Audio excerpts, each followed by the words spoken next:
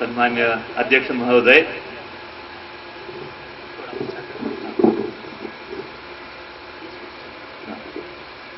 स्वामी अग्निव्रत जी, मेरा मित्र आभास मित्रा जी और इतर उपस्थित गण्य लोग और दोस्तों, मैं अग्निव्रत स्वामी जी को बहुत सालों से जानता हूं। अग्निव्रत स्वामी जी मेरा मुंबई मेरे घर में आके कई बार चर्चा करते हैं। वो वैदिक ज्ञान के बारे में बोलते हैं, मैं आधुनिक विज्ञान के बारे में बोलते हैं।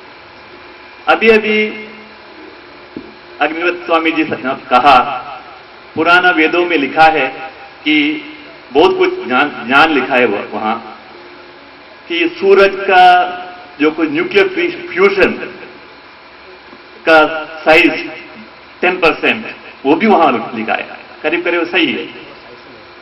तो ये सब ज्ञान आधुनिक विज्ञान में भी है, मगर वो मुख्य नहीं है। हम लोग क्या जानते हैं वो मुख्य नहीं, मुख्य विषय है कि कैसे जानते हैं।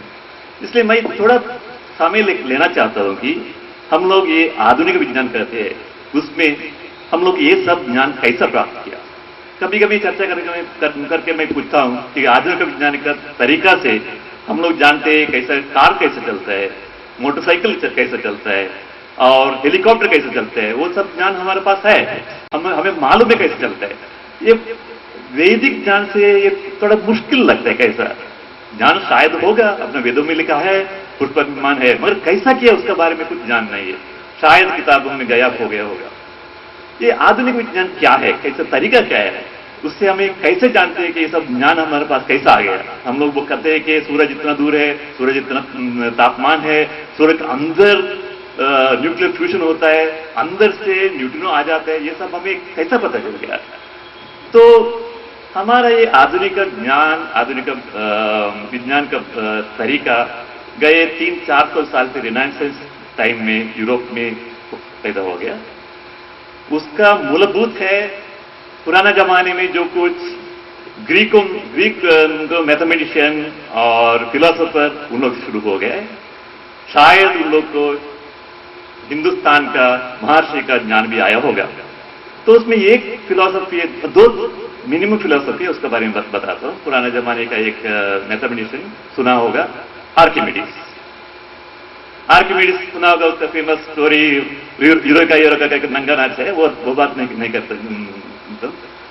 आर्किमिडीज फाइंड आउट किया मैकेनिकल एडवांटेज। समझो ऐसा वजन वाला है, हमें उठा नहीं सकता, लेकिन हमें बड़ा डंडा दे, लंबा खड़ा रहे, हम लोग इसको उठा सकते हैं।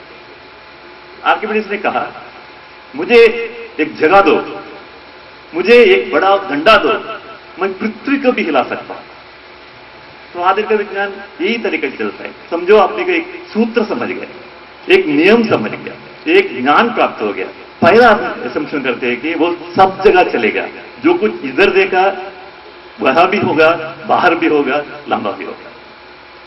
जब भी आर्किमिडीज ने ये कहा, उसका वो महाराज ने कहा, ठीक है तुम पृथ्वी को हिला सकते हैं, अभी वो बड़ा जहाज है उसको हिला के दिखाओ। आर्किमिडीज ने पुल्ली बनाया, मैकेनिकल एडवांटेज किया, खुद का मेहनत से घुमा घुमा के वो जहाज को हिलाया। इसका मतलब दूसरा तत्व है आधुनिक विज्ञान का, जो कुछ विज्ञान, जो कुछ नियम हम लोग संशोधन करके मिला, वो दूसरा जगह वेरीफाई करके देते हैं। Apply anywhere and keep on verifying. ये दो फिलोसफी से हम लोग सब कुछ जान लिया। सूरज कितना दूर है, उसका अंदर क्या होते हैं, ये सब अभी ये ज्ञान के लिए मुख्यपूर्ण है modern physics.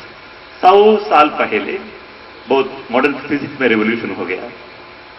Relativity, nuclear physics, quantum mechanics and thermodynamics, ये सब बहुत विज्ञानी लोग मिलके फिजिक्स के बारे में हम लोग जानते हैं।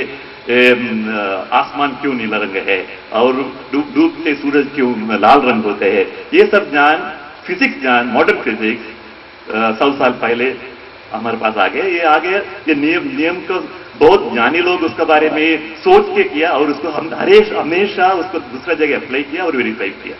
अभी मैं क्या कहना चाहता हूं कि जो कुछ फिजिक्स नॉलेज और ज्ञान हमारे पास है हम लोग पूरा लेके लंबा स्टार में अप्लाई किया तो वो भी सही निकला।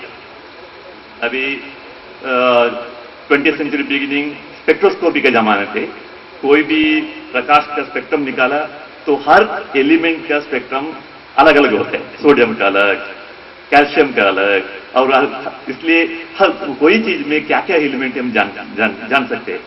यही स्पेक्ट्रोस्कोपी हम सूरज के किरण को भाग करके देखा है तो जो कुछ एलिमेंट यहां हम लोग जो कुछ मिला सब एलिमेंट सूरज में मिला।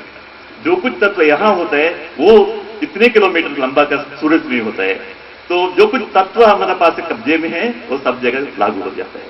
तो अभी एक बार ऐसा हो गया कि कोई नया एलिमेंट हीलियम सूरज में मिला, किधर भी नहीं था, खोजा धरती में भी था हीलियम, मगर जो कि जो इतना हल्का तो बाहर निकल जाता था, पत्थर के नीचे मिल जाता था हीलियम। फिर खोजा, कभी कभी हम लोग हमारा जो ज्ञान नया जगह में अप्लाई करते हैं तो तब नया चीज आ जाता है। तो सूरज का प्रकाश का स्पेक्ट्रम ढूंढते निकले एक नया एलिमेंट कोरोनियम, नया, वैसे लाइन कभी दुनिया में दिखाई नहीं। तो रशियन साइंटिस्ट मेंडलीव हर एलिमेंट का भाग करके पीरियोडिक टेबल बनाया, टेबल में सब हाइड्रोजन, हीलियम, कैल्शियम सब है, उधर कोरोनियम जगह है ही नहीं, अभी कहाँ क्या है, अभी जहां पृथ्वी में नहीं है ऐसा एलिमेंट कहाँ आ गया।